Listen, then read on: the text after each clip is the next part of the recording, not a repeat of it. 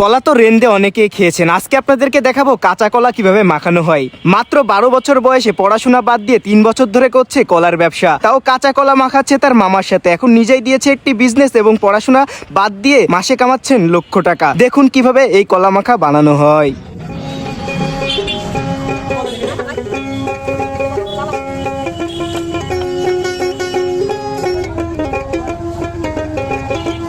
ছোট ভাই, তাহলে এখন কি করবা? কাটা শেষ?